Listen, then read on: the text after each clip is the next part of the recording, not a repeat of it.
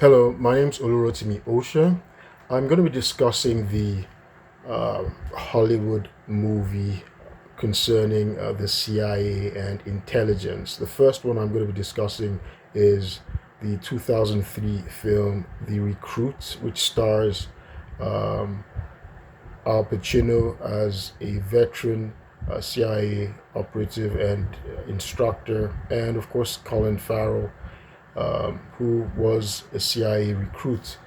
But before I do that, the second film, by the way, I'm going to be discussing is not regarding the CIA but British intelligence, and it's titled Our Man in Havana, written by Graham Greene. Graham Greene, of course, I've discussed earlier in an earlier video that he'd actually been a former spy. He'd worked for British intelligence. But before I do that, it's interesting because I like talking about books, and I know how I normally criticize us Americans as not reading books. But of course, we watch movies. We love Hollywood, and I'm proud of America's creation of Hollywood. Right, it's inspired other great uh, s- film industries in the world, including Nollywood in Nigeria, right, and of course, Bollywood in India, right? But importantly, I thought I should do this prelude, right? So I might not have time to discuss the videos right away. That's The Recruit and Our Man in Havana. But I thought I'd do this prelude discussing um, the role of drama, the role of theater, as an important device for appreciating literature, right? So prior to the invention of the novel, the development of the novel, now William Shakespeare, that we praise so much, we say is the greatest writer. We forget that William Shakespeare was not a novelist, right? William Shakespeare was a playwright, and he wrote his plays, his poems to be performed on stage. William Shakespeare was actually an actor, right? So, in addition to being a playwright, those plays he wrote, he acted in them. He was a prolific actor. He was not the leading man on stage. He had maybe more secondary, minor roles compared to his lead actor. The star of the stage was his colleague Richard Burbage, right? So William Shakespeare, played more minor roles, secondary roles. For instance, he's known to have been the ghost of Hamlet's father in his play Hamlet. But importantly, as I said, William Shakespeare, his plays were written to be acted. They were performed on stage, and this was much. This was in an era prior to the invention of the novel. The novel didn't come until about the 18th century. William Shakespeare lived during Elizabeth's time and King James' time. Of course, he was knighted. It became Sir William Shakespeare.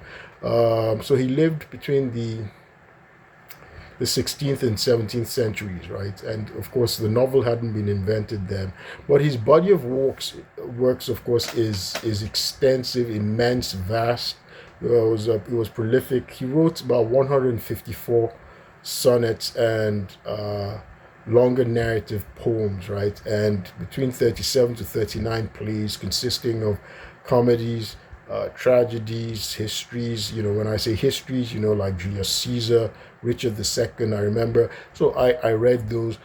At home, a friend of mine actually once loaned me the body of all his works, a huge volume. I started reading it. Well, I had several Shakespeare's um, stories, plays that had been converted to like novels. So I read tons of them growing up in Nigeria, right, as a kid.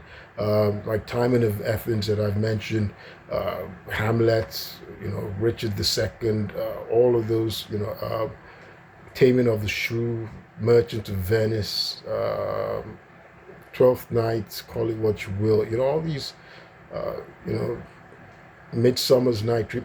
I loved Macbeth. I enjoyed William Shakespeare. So, but importantly, he was an actor and he was a member of the troupe, the the Lord Chamberlain's men. It was a shareholder there, and then it was changed to the King's Men, right? And so he was a producer. He was a director. He was immensely talented. With regard to literature, he did a variety of things. And so when we appreciate Hollywood, and um, we're watching scripts, right? Things that were written down as a play or a form of novel, and then it's acted out in Hollywood for an audience to consume it.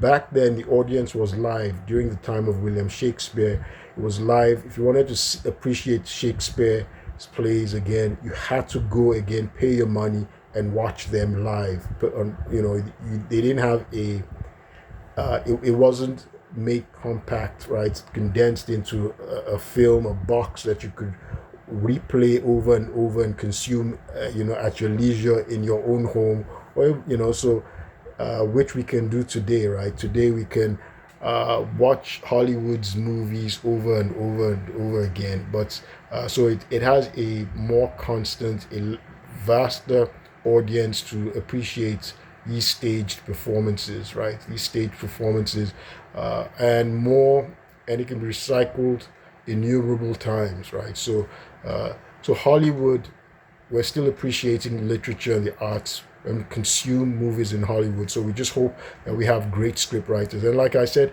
for the movie The Recruit, it's interesting that it's not from a novel, but it's from um, three screenwriters in Hollywood: Roger Town, who's late now, um, Mitch Glazer, and Kurt Zimmer. They all wrote this. It was an interesting piece of writing. It was I find it interesting. Uh, what's Of course, it's all this smoke and mirrors, and it's like they're pulling the rug from under the rug they had just pulled, and then they pull the rug again. So they're just constantly gaslighting. Not just we're finding that the actors are, that's the recruits, right? The recruits, the CIA recruits. They were not the only ones being gaslighted, but the audience is constantly being gaslighted as well.